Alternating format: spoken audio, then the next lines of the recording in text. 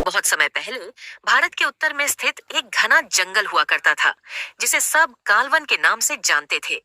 कालवन इतना घना था कि वहां सूरज की रोशनी भी बमुश्किल पहुंच पाती थी। हरे भरे पेड़, ऊंची नीची झाड़ियां और गहरी झीलें इसे एक रहस्यमयी जगह बनाती थीं। वहां के जानवरों में शेर, हाथी, तेंदुआ, बंदर और कई अन्य जीव जंतु थे। हर किसी को वहां के नियमों का पालन करना पड़ता था। इस जंगल में एक बूढ़ा और समझदार हाथी बुढ़िया रहता था। बुढ़िया ने इस जंगल में अपने जीवन के कई साल गुजार दिए थे और वह जंगल के हर हिस्से से परिचित था। उसकी ख्याति पूरे कालवन में फैली थी। सभी जानवर उसे सम्मान और आदर से देखते थे। बुढ़िया ने हमेशा जरूरतमंदों की मदद की और उन्हें अपने अनुभव से मार्गदर्शन दिया।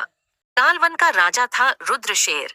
रुद्र न केवल बलशाली था, बल्कि समझदार और न्यायप्रिय भी था। उसका न्याय जंगल के हर कोने में प्रसिद्ध था। उसने कभी भी अपनी ताकत का गलत इस्तेमाल नहीं किया था। वह हमेशा दूसरों की भलाई के बारे में सोचता था। उसकी समझदारी के कारण सभी जानवर उसके आदेशों का पालन करते थे और उसका आदर करते थे। कालवन में एक नियम था कि किसी भी कठिनाई में सभी जानवर मिलकर एक दूसरे की मदद करेंगे। जंगल के कानून के अनुसार कोई भी जानवर एक दूसरे को नुकसान नहीं पहुंचाएगा और सभी को साथ मिलकर समस्याओं का हल निकालना होगा। समय के साथ गर्मियों का मौसम शुरू हो गया। इस बार गर्मी इतनी बढ़ गई थी कि जंगल के सारे छोटे छोटे तालाब और झरने सूख गए थे। प्यास के मारे सारे जानवर परेशान हो गए थे। पक्षी पंख फैलाकर ठंडी जगह ढूंढते, तो जानवर मिट्टी में पानी की तलाश में इधर उधर दौड़ते रहते। जंगल के हर कोने में एक बेचैनी सी फैल गई थी। प्यास बुझाने के लिए सभी जानवर एकत्र हुए और उन्होंने बुढ़िया से सलाह मांगी। ने जंगल की एक बड़ी सभा बुलाई और सभी जानवरों से कहा, हमें मिलकर पानी ढूंढने का प्रयास करना होगा। अगर कोई पानी का स्रोत ढूंढ लेता है तो उसे इनाम दिया जाएगा। यह काम आसान नहीं होगा, पर हमें अपने और अपने जंगल के लिए यह करना ही होगा। रुद्र के आदेश के बाद सभी जानवर पानी की तलाश में निकल पड़े। हर तरफ हाहाकार मच गया। जंगल के हर छोटे और बड़े जानवर ने अपने अपने तरीके से पानी ढूंढने की कोशिश की।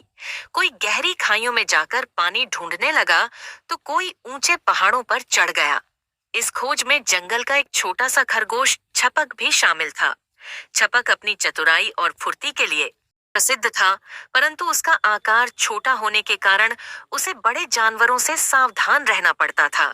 छपक ने सोचा कि यदि वह पानी का स्रोत ढूंढ लेगा तो जंगल में उसकी इज्जत और भी बढ़ जाएगी।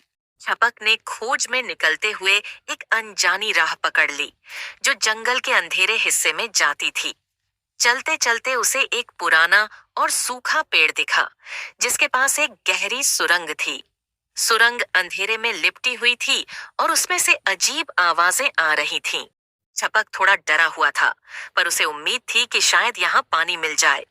उसने अपनी हिम्मत जुटाई और धीरे धीरे सुरंग में घुस गया। सुरंग के भीतर का वातावरण ठंडा था और वहां हल्की हल्की सी ठंडी हवा बह रही थी। सुरंग के अंत में उसे एक चमकीली गुफा नजर आई, जिसमें एक सुंदर झरना बह रहा था। झरने का पानी साफ और मीठा था। छपक की खुशी का ठिकाना न रहा। उसने वहां तुरंत पानी पिया और अपनी प्यास बुझाई। छपक ने सोचा, अगर मैं इस झरने के बारे में सबको बताऊंगा तो हो सकता है कि सारे जानवर आकर इसे खत्म कर दें। पर अगर मैं यह राज सिर्फ अपने तक ही रखूंगा तो मैं प्यास से बच सकता हूँ। उसने तय किया कि वह झरने का पता तो सबको बताएगा, लेकिन इसे अपनी बुद्धिमानी से सीमित करेगा।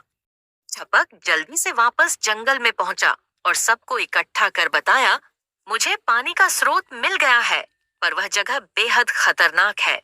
वहां अकेले जाना सुरक्षित नहीं है। अगर राजा रुद्र कुछ खास जानवरों को मेरे साथ भेज दे तो हम सब के लिए पानी ला सकते हैं। रुद्र ने छपक की बात मानी और उसकी मदद के लिए कुछ मजबूत जानवरों को भेजा। छपक उन जानवरों को झरने तक ले गया और सबने मिलकर गुफा से पानी लाना शुरू किया। जब पानी का स्रोत मिल गया तो बुढ़िया हाथी ने सुझाव दिया कि उस झरने के पास एक झील बनाई जाए, जहां से सभी जानवर आसानी से पानी पी सकें। बुढ़िया और रुद्र के नेतृत्व में जंगल के सभी जानवरों ने मिलकर उस गुफा के पास एक झील का निर्माण किया। सभी ने अपने हिस्से का योगदान दिया। कोई मिट्टी लाता तो कोई पत्थर। कुछ ही दिनों में वहां एक सुंदर झील बन गई, जिसमें झरने का पानी इकट्ठा होने लगा। जल्द ही जंगल के सभी जानवरों ने मिलकर झील के चारों ओर पेड़ पौधे भी लगा दिए, ताकि वह हमेशा हरा भरा बना रहे और पानी का स्रोत स्थायी रूप से उपलब्ध रहे। जल्द ही कालवन फिर से हरा भरा हो गया। जंगल के सभी जानवर अब समझ गए थे कि एकता, सहयोग और समझदारी से किसी भी कठिनाई को हल किया जा सकता है। बुढ़िया और रुद्र ने जंगल के सभी जानवरों को समझाया कि संकट के समय एक दूसरे की मदद करना जरूरी है और इसी से जंगल की रक्षा होती है।